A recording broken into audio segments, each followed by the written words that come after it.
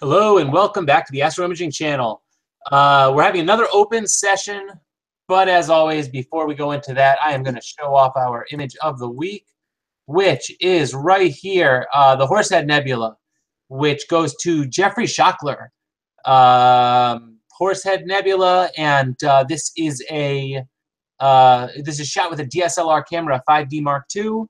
It's astro modified. And he used an SV130 ED or a Stellar View 130 EDT f7. Nice shot. Let's see. 14 5-minute subs. Not bad at all. It's a great image. You can go onto our website and check it out. I particularly like the blue reflection region down below the horsehead. But yeah, go onto our website, check it out. And at the same time, you can submit your own images just by clicking that little thing right there, or you can check out the past image of the week submissions, or comment on other people's images. It's nice to have lots of those submitted. People were commenting also that they were submitting their images. For example, I'm going to click it just so you get there. They submitted their images, and for some reason it was either coming up blank or not showing their images. And I do see more images on the back end than what shows up here on the front end.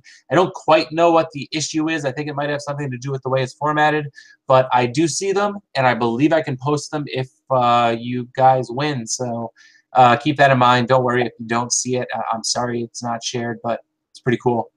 I get to see them. Pretty cool images. Trying to figure out which screen I need here. I'm sorry, got too many screens open. There we go. Okay, so yeah, it's an open session. So please suggest your topics in chat. If you are watching us from the YouTube end, we do not monitor YouTube chat. You have to go to our website, theastroimagingchannel.com. Bottom right, you'll see a little bouncy box. Click that box and you'll be in chat. You can pop the chat out into a separate window so that it's not in front of the screen. And then it'll just be there for you to look at. You can also watch the video right from our website. So I've got a few questions popping up here.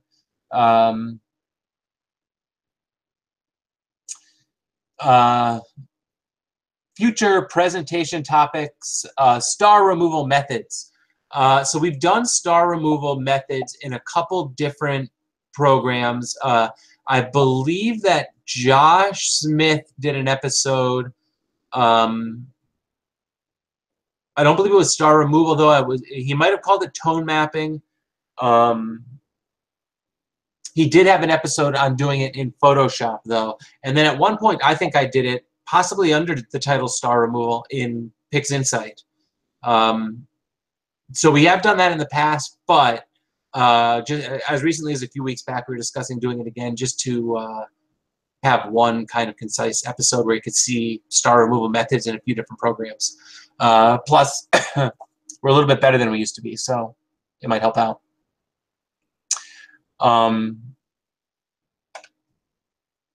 Okay, info on the new Attic Horizon cameras. And I'll be honest, I had seen this question, and I immediately did this, Googled it, and checked it out.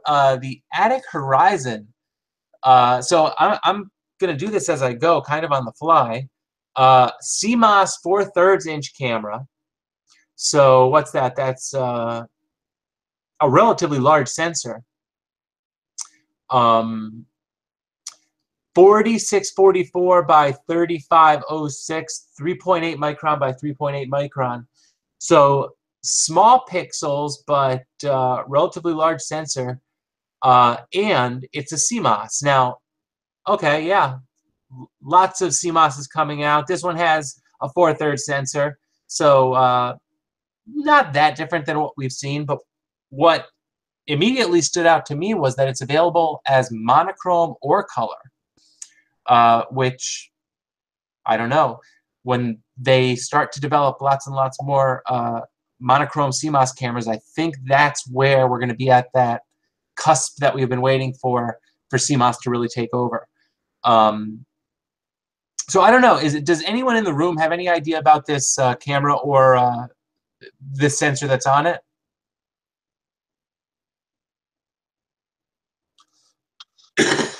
Excuse me. Yeah, so it's the same. It's a same size as an 8300 as far as landscape. The same Panasonic chip that's on the ASI 1600 and the QHY 163. So it's coming out with their. So it's kind of exciting that everybody else is getting into the CMOS market. So we'll see where it goes. Yep. Yeah, and we've been talking about the death of CCD cameras for what, 3 years now, probably longer than 3 years, waiting for CMOS cameras to come on the market. But as I always say, it's unfortunate, but they do not develop sensors for amateur astrophotographers. They develop sensors for some medical equipment, some DSLR stuff. They're developing tons of CMOS sensors for all sorts of specialized equipment. And in general, low noise is good. In general, a lot of the things that basically everyone's looking for is what's good for us, but we tend to push it further and further. So we have to take the best of what they offer to all different fields. And because of that, there's basically a slow trickle down to our hobby. But that said, it's been trickling down for years now, and I think it seems like we're right at the cusp. And then other things may happen unrelated to the sensors, like what happened with QSI, where one of those reasons to stick it out with CCDs was because QSI was making such nice CCD cameras. Well, now they're no longer making them. So the number of companies making good cameras has shrunk, and it's pushing a lot of us over to consider other options, just like this. Now I hear a lot of little bleeps on my screen, so I'm going to scan down. Don't mind me reading for a little bit.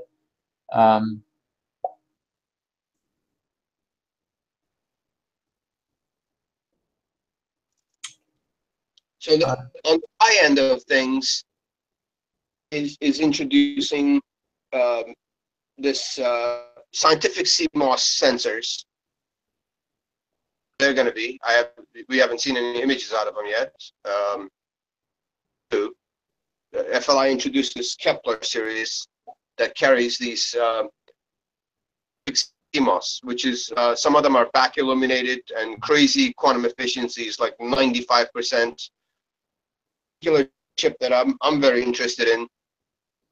Size is a 16803, but it's CMOS.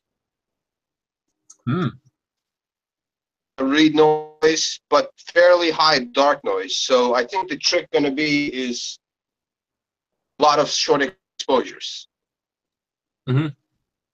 So that's coming up. Interesting. Eventually everybody's going to have to go to CMOS. Yeah. Yeah. If for no reason other than the fact that nobody's going to produce CCDs anymore. The truth is, CMOS are much more complex. The sensors, the amplifiers are right there on each pixel. So it's a much more complex process, which makes it much harder to keep the noise out of. But at the same time, if you can achieve this complex process, then you get a much better camera out of it. And not necessarily for us, because we really want that pure linear sensor, but for other fields, it makes them extremely versatile, the amount of stuff they can pack onto that sensor that might apply to something different. What stands out in my mind is automobiles, which are basically driving a large portion of the CMOS business. You know, they're not really taking pictures. They're not even really taking videos. They're just kind of detecting cars that might happen to be next to your car. Really interesting stuff they're doing with that. And I'll joke about this, but I got a thank you from my cousin because I told her that Sony was introducing some amazing sensors about 3 years ago, and I said they're just dominating the market. They're definitely going to hit it big. And both her and I invested in Sony about 3 years ago, and really good returns. Always happy to experience a product and say this is great, and support it with your money and get some back. So Glenn is saying, I hear a lot about the Hubble palette. Do the different nanometers make a difference in the shade of color? First, let me take back my screen. So when you are shooting the Hubble palette, you're shooting each individual wavelength, right? The different nanometers represent the size of the wavelength at each point, whether it's H alpha, O3, or S2. So you've got that sliver of the wavelength. And the colors, though, when we assign them, in a sense, we're arbitrarily picking the colors we want to assign them to. Now, with the Hubble palette, it is assigned to particular, each wavelength is assigned to a particular color. When we use PixInsight and we're trying to make these pretty pictures, sometimes we'll blend the O3 and the S2 together in a different way to come up with different color palettes. I know when you do a pure blend, it comes out very green, and a lot of times we try and mute that green and make it more gold. But to answer your question generally, the different nanometers are what make differences in the shades of the colors, but when we see each wavelength itself, or each image of each wavelength itself, we've got a grayscale image, and when we combine them by assigning them, that's how we get the different shades of each color. I don't know if I got way too basic on that, or if that's Adam, you want me to add a couple of comments on that? Yeah. Since I've spent basically half my imaging life doing Hubble palette images. So basically, whether you have a 3, 5, or 7 nanometer filter, you're still bracketing that hydrogen emission, and you're bracketing it by a very large margin. So the difference between the different nanometers is that obviously the 3 nanometers is a lot more expensive than the 5, which is more expensive than the 7, just because they're more difficult to make. And as far as your images, what you see is that when you take it with the 3 nanometer versus the 5, you have a lot more nebulosity. Nebulosity being the emission of those elements relative to the stars. So it can turn out to be a little easier to process your Hubble palette image with the 3 nanometers versus the 5, if your budget allows. And you tend to have a final image which is more colorful relative to the stars, which usually have no color and are white. But as far as the color itself, that's just a matter of your own taste and how you eventually manage the histogram to make that Hubble palette. So the colors make no difference. It's the relative intensity of the nebulosity versus the stars. Thanks, Eric. Yeah, I misunderstood that question. I wasn't understanding that he was asking about probably the different nanometers of each filter. Yeah. Yeah, and maybe I'll then go a little bit further. So the different nanometers of each filter, 3, 5, 8. The 3, 5, and the 8 should, in theory, all pass, if we're talking about H alpha, all pass all of the H alpha. What the 3 does is it cuts out more of the light pollution, which is just a form of noise, or just any sort of sky illumination that isn't H alpha. So you're increasing contrast, which if you have an image, a contrasty image in one filter, and then the next filter has a contrasty image, and the brightnesses don't quite align up, then you get shades of different colors. It's just kind of a factor in the way the colors are blended.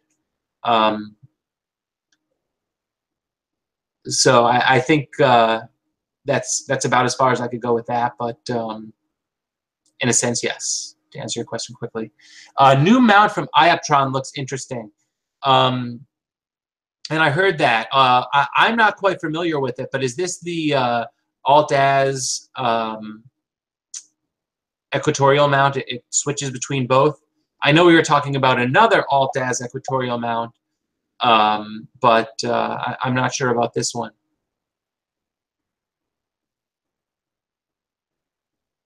Either way, Linda got a GM8, a Losmandy GM811.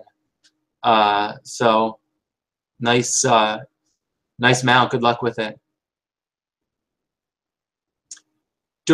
I don't know much about the new G11. You know, unfortunately, I don't comment. I try not to comment on equipment I don't own, because if you haven't experienced it, then who knows? What I'm not is I'm not a fanboy. I don't pick one brand and defend it no matter what issues it has, except for astrophysics, of course, but they don't have issues. But yes, without much experience with that particular mount, I don't want to comment on it. I can talk a little bit about the Losmandy. Go ahead. So the G811 is basically a G11, G8, G11RA with a G8 deck. So you're beefing up it's somewhere between G11 and G8. You get larger RA gears on it, so technically you're increasing the capacity of the mount. And you know, you're paying a little bit extra. What's more exciting about the Losmandy is the tucked-in motors, the new tucked-in motors. One downfall of the Losmandy was the motors were sticking out the side, limit how far, you know, how far you can move, how far you could go past beyond the meridian. Design, they took the motors and they tucked them under the gears, which made it like any other mount. So it was a kind of an exciting improvement. The downfall of that is that they're so popular that you're looking at about 2 months of order one. You're not getting it in about 2 months. So they became very popular. And nothing makes a mount more popular than telling you you can't have one for 2 months.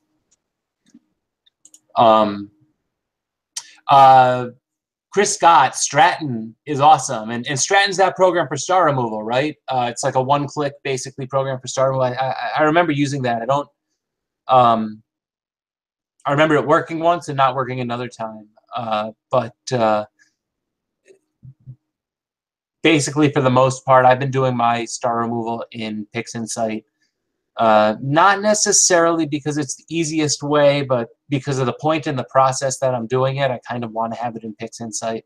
Otherwise, I'm jumping back and forth between a bunch of different programs. And it does a very good job of it with the morphological transformation. It's basically a two-step process and then repeat.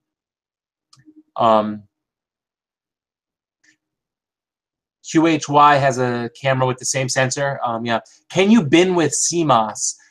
Technically, I don't think you can bin with CMOS.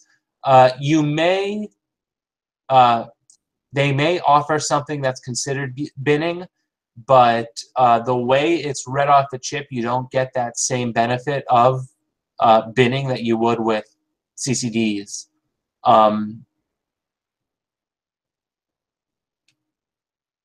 But that's how I understand it. Unfortunately, our resident expert isn't on today to tell you the thorough details of all that. So why aren't we monitoring YouTube chat? You know, we have this chat on our website. where you can share pictures. You can take individuals into group video chat. It's really a lot more feature rich.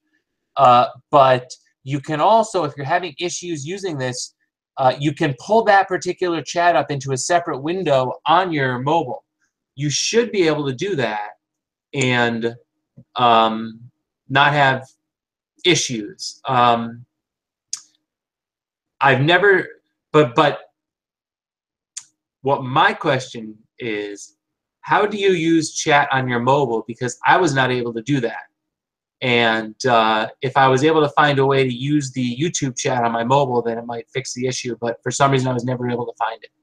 And I tried a few times. Recently, in fact. So let me know that, because I'm interested in figuring that out. Yeah, binning is useless with the CMOS. You can bin with the CMOS, but it's not the same thing as binning as CCD binning. So there's some debate over it. Diego's saying it's not useless. You're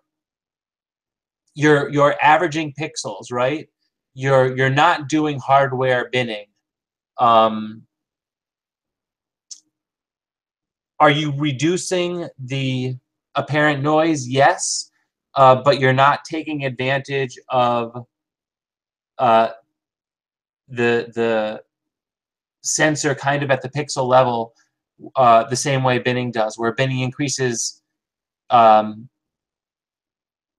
don't want to say binning increases the sensitivity, but it has the effect of increasing the sensitivity, or I should say reducing the noise.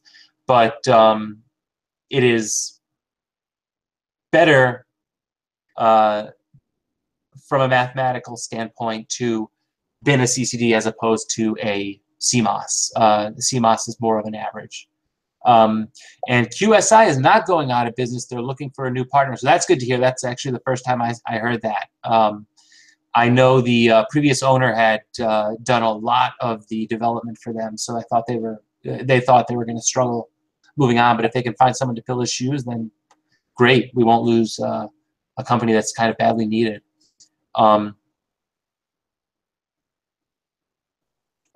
Yeah, Diego's commenting. Yeah, he sees a difference with binning on the CCD, but it's basically just a combination, a form of averaging. It's not doing what CCDs do, where you're actually combining the inputs of the 4 pixels, and those have basically the same noise, read noise that a single pixel would. Not exactly, but really close to the same amount of noise that a single pixel would. So you get that advantage of binning with a CCD, and with a CMOS you don't. Now, you may look at it and say, well, it looks much more pleasing to me when I bin. Well, yeah, you're averaging it, and it's better than not binning if it looks better, right? But is it perfectly? Is it the exact way to get the math right? I don't think so. You would probably be better off doing it in post-processing, because the computer can analyze the data a little bit better, and I'm trying to think. You're probably sacrificing resolution right off the bat for that apparent improvement, but you might be able to get that apparent improvement a little bit later in the process, and maybe maintain a little bit more data integrity, is what I'm kind of thinking to myself. Jeff Sievert started more H-alpha RGB imaging, and he's heard a few people say to take enough RGB to support the luminance or H-alpha channel. Is there a ratio that people use, such as 10 minutes of RGB per hours of luminance or H-alpha? So that's a difficult question. If the target is primarily emission nebula, it's a purely emission nebula, for example, you're shooting around Satyr, you're shooting any region that really doesn't have a lot of reflection nebula or background galaxies or non-emission nebula objects, then you don't really need much RGB.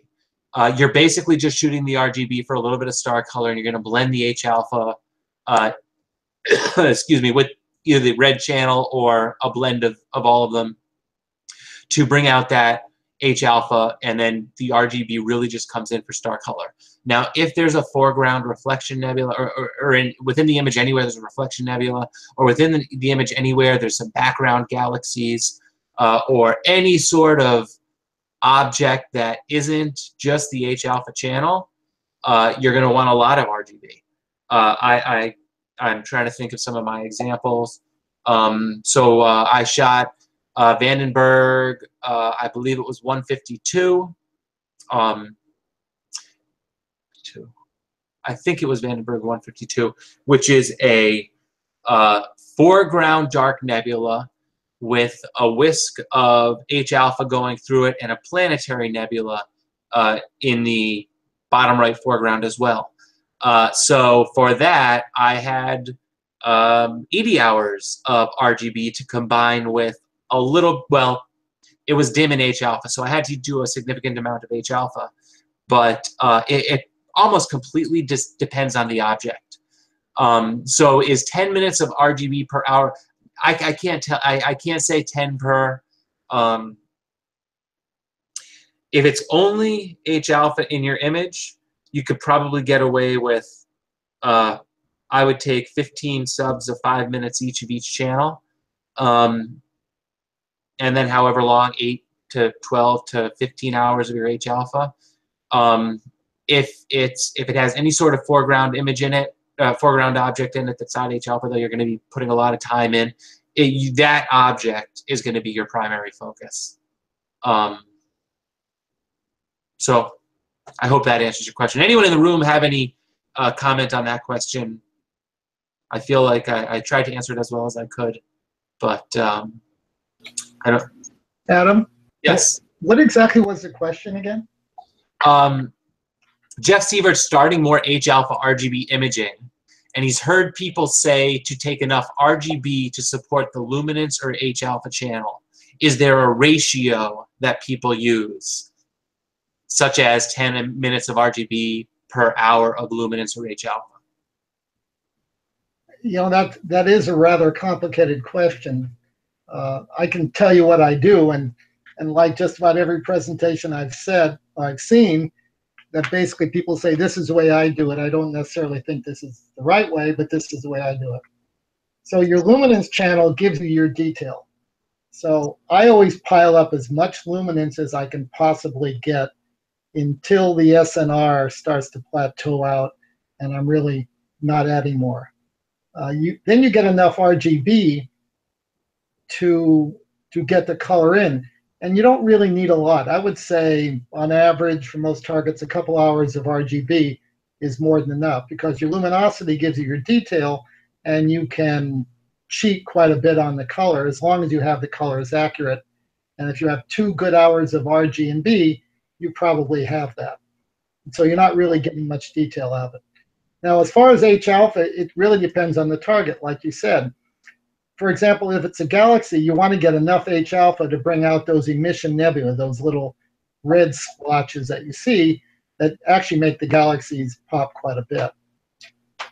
If it's got some emission nebula in it, you can still do an RGB and then use the H-alpha, whatever you get, in order to heighten the redness of an otherwise RGB image.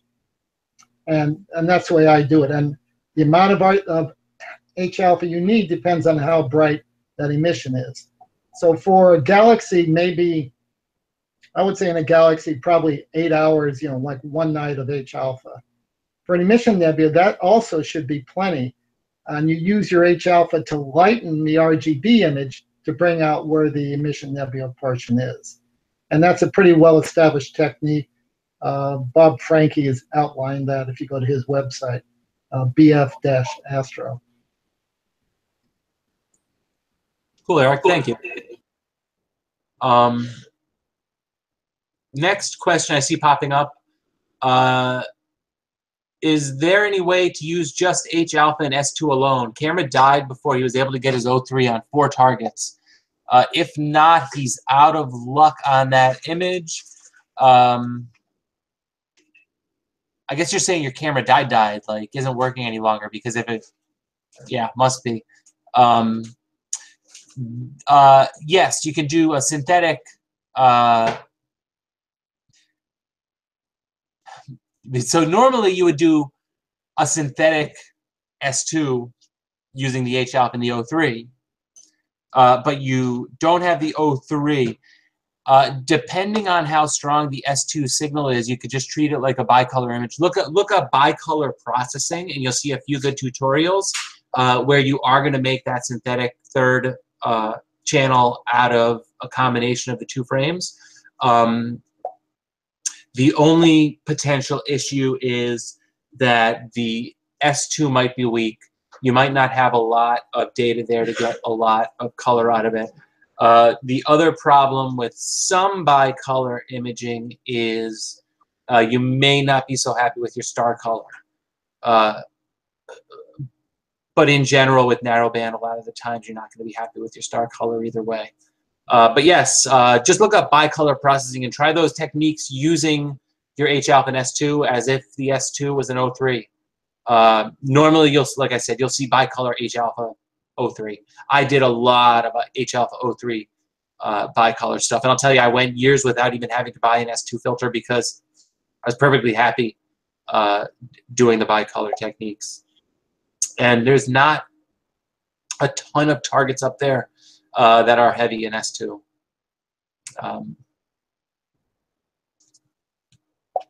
And I see, yep, you can do it. Synthetic, yes.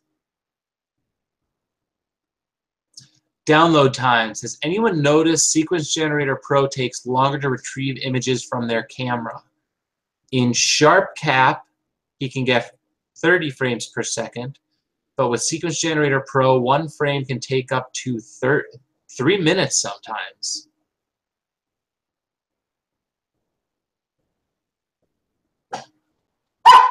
I haven't noticed that, but that seems very dramatic. There's something wrong there. Yeah, 3 minutes. If he said 30 seconds, 3 minutes is. Yeah.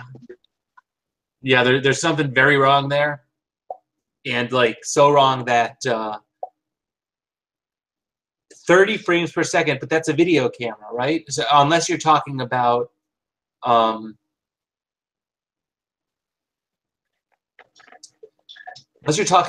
live view, maybe it has something to do with live view, Sharp Cap. So you're using what? You're using a CMOS camera, right? But I didn't know about CMOS. I'm not quite sure how SGP handles CMOS cameras. And then, for that matter, whether you are displaying it live on the screen or if you're just actually capturing. I'm not quite sure about that. That is probably a better question to put into the SGP forums. And I apologize for my dog barking in the background. In the Sharp Cap, usually when you're doing 30 frames per second, the camera is operating in 8-bit mode. 16 or high resolution mode. So that also makes a huge difference. Yeah. In fact, yeah, now that you say that, okay, we see the camera here, QHY183C. I think that's a smaller sensor. I don't know if it's USB, but it would be hard to get 30 frames per second, I believe, out of a USB 20 megapixel camera, right? It would have to be like FireWire or some sort of faster connection.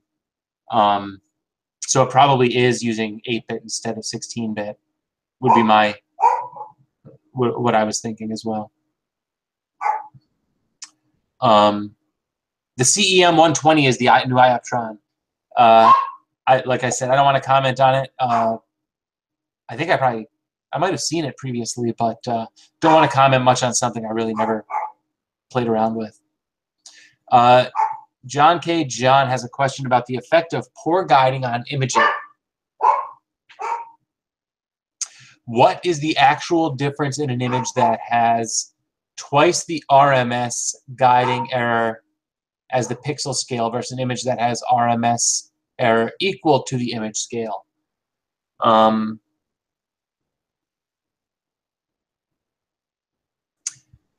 Okay, let's think about that.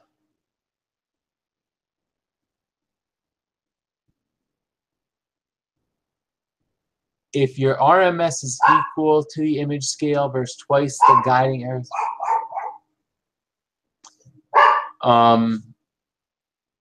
you know, that's a difficult question to answer. The one thing that I wonder to myself is if the RMS guiding error is basically at or close to, usually below your pixel scale, right? You're barely not going to see the effects of it, of any difference in guiding necessarily. That said, that's my setup. I know there's a lot of other, my old mount, for example, I wasn't guiding. My RMS error was significantly more than my pixel scale, and I could see it clearly in the blurring of the image. My Mach 1, where, I don't know, I'm guiding, I believe, 0.4 RMS, sometimes a little bit lower than that, with a 0.7 arcsec image scale. I have much tighter stars, and basically I feel like I'm limited by my sky quality. I think that's the best I could do on that question.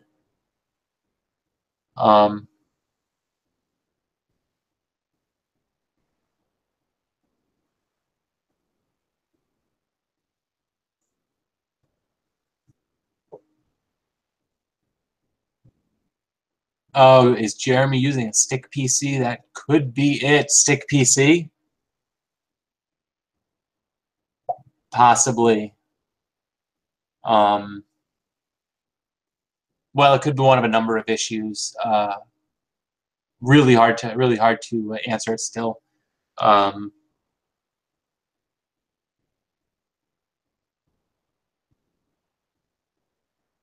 New software for the G11. You know, we've got to have someone who has one of these new Lasmindi mounts come on and tell us about it, because it seems very interesting. I think, is this, oh wow, and that's a picture of the Ioptron. Oh boy, okay, so I see it. USB and all that stuff on the plate, on the dovetail plate. Looks like, is that a I don't know if it's a web server or something on the bottom, but I do see an Ethernet cable adapter, so maybe you can control it with Ethernet rather than USB, which might be more attractive, because USB can be a little bit buggy sometimes. CEM120EC. Yeah, I don't know much about it. If anyone has the Ioptron or knows a lot about this, you're welcome to come on. Bill C. ordered the last G11G mount Friday from High Point, so he's got one coming.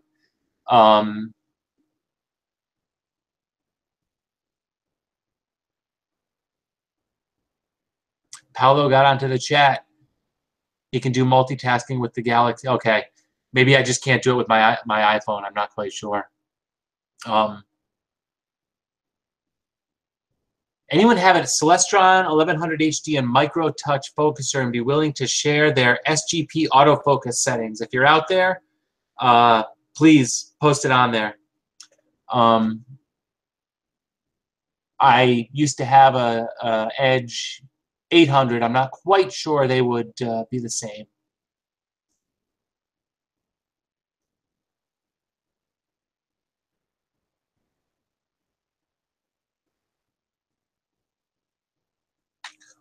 What are the best filters for galaxies versus nebula on an OSC? So on galaxies or anything like that, if you're shooting from light pollution, you're going to want a light pollution filter. I'm not very familiar with today's light pollution filter offerings for OSC. Anyone in the room answer this well? At the time when I was shooting a lot of DSLR stuff, I was using the IDAS LPS V2, I believe. There are different versions of it, and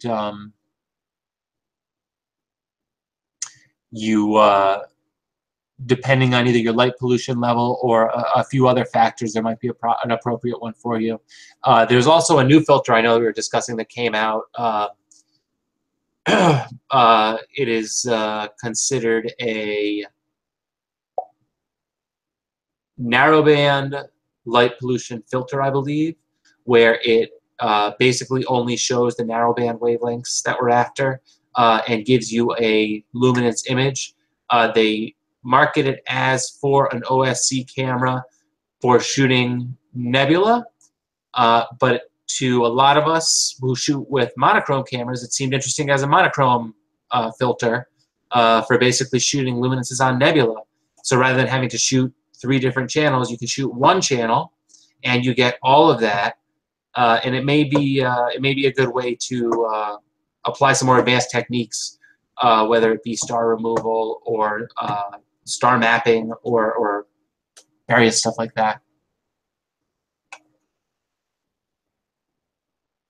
But as people are kind of saying, it's better to use no filters on an OSC because it does make processing difficult, which in most cases I think is correct. I will say this, if you've got terrible light pollution, then that makes processing probably more difficult than using a light pollution filter. You are in a state of eternal compromise when you're shooting with one-shot color from a light polluted area.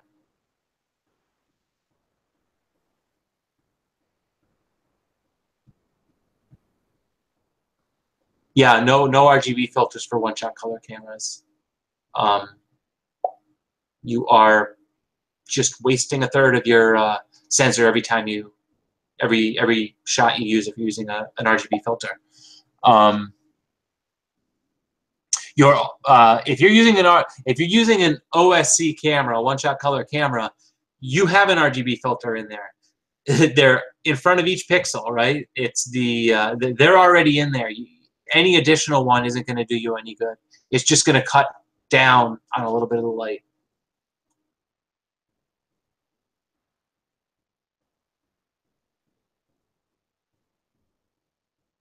Is it worth buying narrowband filters for a DSLR?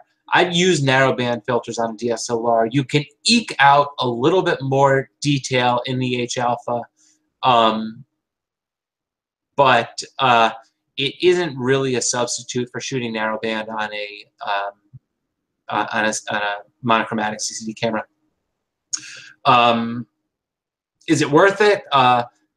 It was worth it for me. I got a few years out of eking a little bit more data out of each target. That said, when I switched to my monochrome camera, then all of a sudden, the reason that I was shooting these narrowband channels immediately made sense, and I just got a lot more data, a lot better quality data. It was just night and day. Had I known the difference between a monochrome and an RGB camera much earlier, I would have bought the monochrome camera that much earlier. Mount is always the most important thing, but after you have a good mount, get your hands on a monochrome camera as soon as you possibly can, particularly if you're shooting from light pollution, and narrowband is your way to overcome that. If you're shooting from really dark skies, then you can do some amazing stuff with DSLRs. But if you're kind of in the position that I was in, no substitute for monochrome.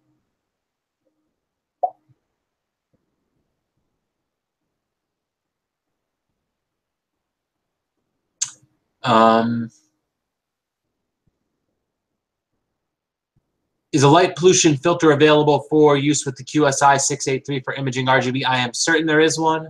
I'm just not sure which designation that filter would be.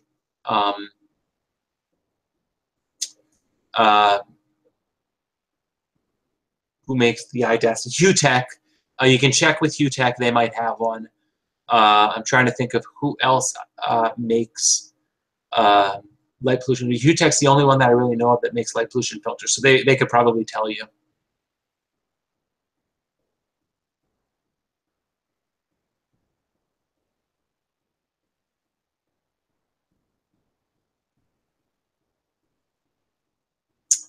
Let's see.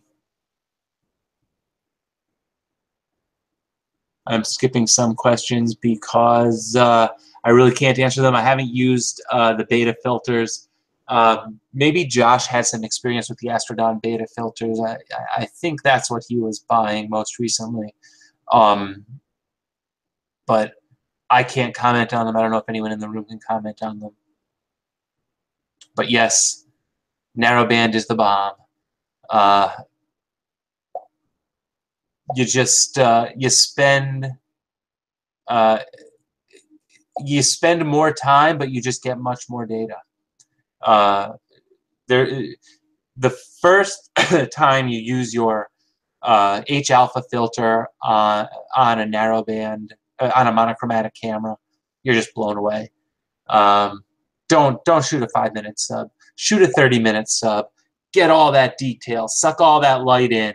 And then when you put the first auto stretch on it, you're just going to be blown away.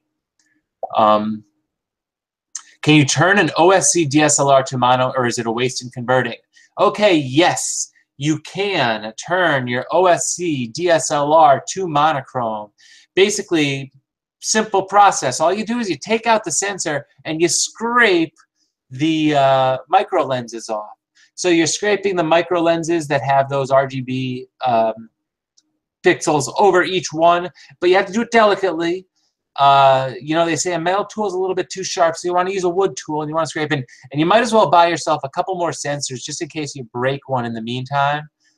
So I think you get where I'm going with this. You can convert a DSLR to mono, but it's really difficult. It is not worth it. And by scraping those micro lenses off, you're going from possibly, I don't know, 40 to 50% quantum efficiency to probably only 20%, maybe even worse, and you're likely to have issues after that. And then when you're processing it, you have to do some even further stuff. So no, don't convert.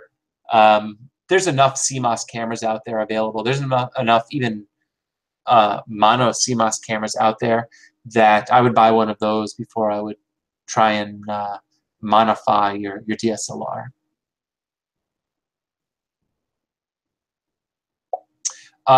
Linear fit, what do you use as the reference image? The stronger channel or the noisiest channel?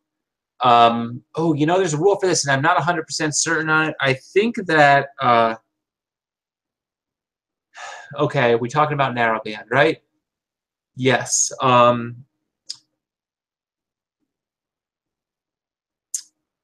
I think you might want to use the noisiest channel, but I'm not 100% certain about that. I believe it was the green channel if you were doing it in RGB. That said, I really can't say. I haven't found that it makes a huge amount of difference when I do it. But I know the one who would know that all the technical reasons behind it would be David, and unfortunately he's not here tonight. So maybe we'll hit him up for that question in one of our next open sessions.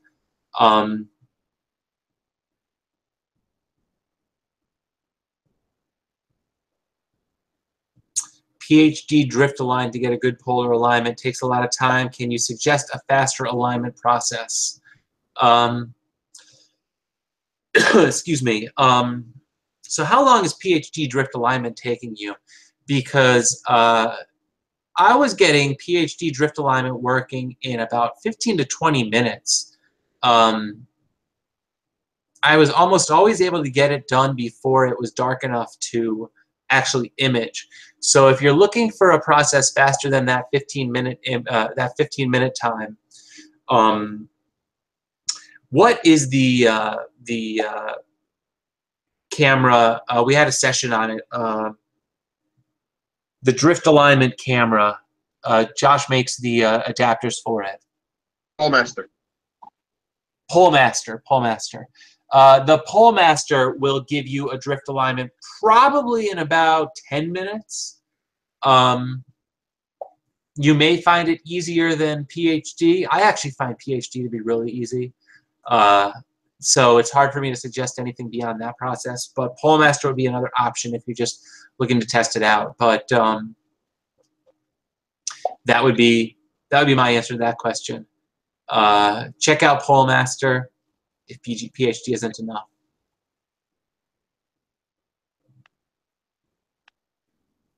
Takes only 5 minutes according to a user. There you go.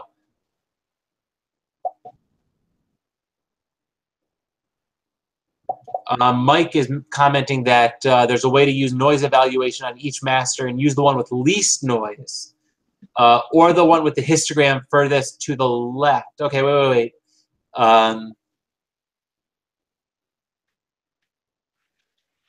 Oh, yes, okay.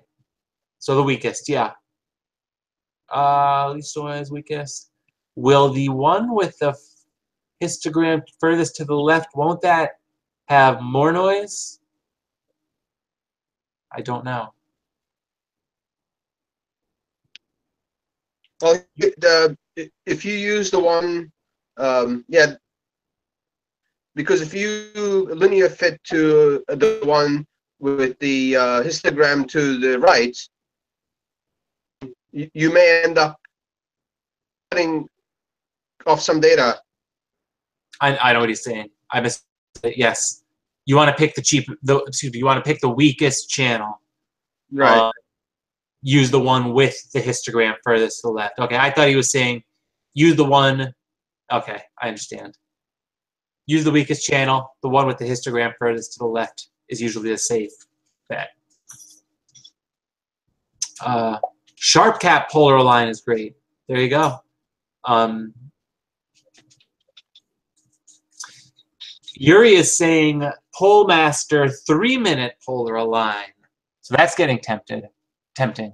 But another +1 for sharp cap polar align. Goes both ways. Sharp cap less than 5 minutes. You will need you'll need an adapter for Polemaster most likely, and you may need one for sharp cap as well. Right? Somehow you have to get the camera mounted on there. Okay, we've caught up with questions. I'm not going to let this one drag on for much longer. It was kind of an impromptu open session. I was hoping to get something else, but we are looking for presenters. Basically anything you want to talk about. If you have an idea for a topic that you think that we can cover in a matter of, I don't know, half an hour, 45 minutes, then you could bring that up, and maybe we'll, rather than having an open session, have kind of a focused topic open session. That said, if you know anyone that's looking to present or is qualified to present or is a manufacturer of gear or a retailer of gear or has a great idea or anything like that, have them get in contact with me, and we'll get something going. But otherwise, thanks, guys, for watching. We'll see you next week. Nothing planned for next week unless someone contacts me. Have a good one. Good night.